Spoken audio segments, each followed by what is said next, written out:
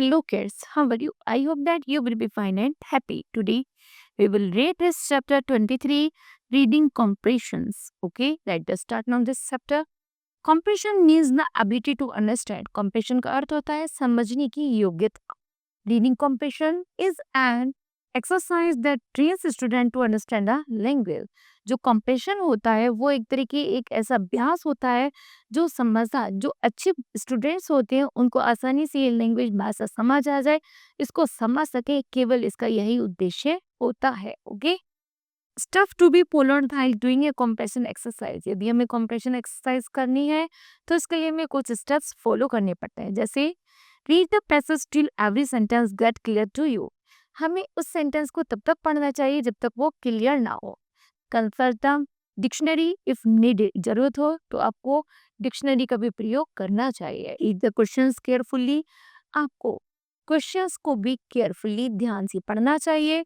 And underline the question of the given passage. और यदि question से संबंधित आपको पैसेज में लाइन्स दी गई उस क्वेश्चन को हमें अंडरलाइन कर देना चाहिए विच कंस्टिट्यूट द आंसर, जिससे हम आंसर देने में आसानी हो. Next read to yourself the first question. हमें सबसे पहले जैसे हम फर्स्ट क्वेश्चन पढ़ते हैं and read out its answer from the portion, और उस पोर्शन से हमें आंसर निकालना होता है दैट इज अंडरलाइन. तो हम उस पर क्या करेंगे, अंडरलाइन कर देंगे.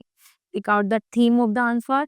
फिर उसके बाद उसमें आंसर की हम थीम निकालेंगे and right it out on your words, और अपने शब्दों में उसको हम लिख देंगे. Deal with each question similarly. और ऐसे करते करते हम एक के बाद एक क्वेश्चन को सॉल्व करते चले जाएंगे.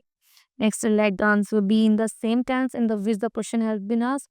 जो भी प्रश्न आपको पूछा गया है उससे मिलता ही आपको आंसर देना है. Okay, revise the answer to see whether they are the keeping with the requirement of the question. हमें आंसर को लिखते समय प्रश्न में पूछे गए संबंधित प्रश्न का उत्तर ही देना है. इसलिए हमें उसे क्या करना है, बार बार उसको रिवाइज मतलब बार बार उसे पढ़ पढ़ कर देखना है कि हमने आंसर सही लिखा है या फिर नहीं.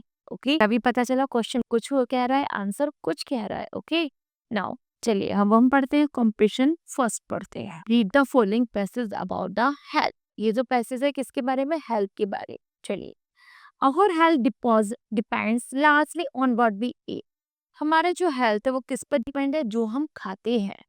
We need good quality food. यदि हम अच्छी क्वालिटी का भोजन खाते हैं तो वो करता है for the growth of our body. वो हमारी बॉडी की ग्रोथ में हेल्प करता है. The important constitutes of the food include.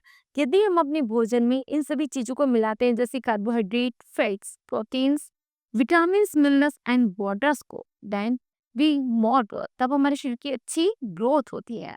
Food repairs damage part of the cells and tissues. जो फूड होता है वो हमारे शरीर के डैमेज सेल्स और टिश्यूज को खत्म करता है. The foods that you eat. जो भी भोजन हम खाते हैं एंड ड्रिंक पीते हैं रेगुलरली इज कॉल्ड डाइट. उसी को वास्तविक नियमित रूप से डाइट कहते हैं.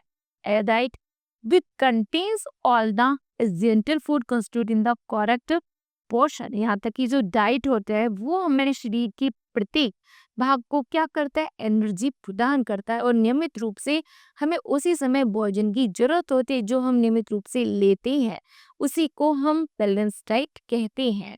It can vary according to the as.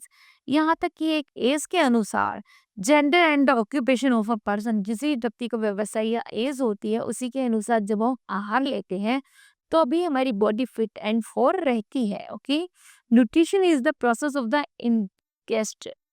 इंगेशंस, digestions and the absorptions of the food. जो न्यूट्रिएंट्स होता है वो हमारे शरीर में इंगेशंस, डाइजेशन और एब्जॉर्प्शन फूड की क्षमता रखता है. और living things need nutrients in order to growth and stay healthy. सभी लिविंग थिंग्स को न्यूट्रिएंट की जरूरत होती है रहने के लिए और स्वस्थ बने रहने के लिए. ओके, इस तरह ये हमारा पैसेज है, हमें इसे first of all read out करना है. सेकंड, हमें अब इनके क्वेश्चन लेने हैं, उसको ध्यानपूर्वक पढ़ना है. चलिए पहला क्वेश्चन पढ़ते हैं.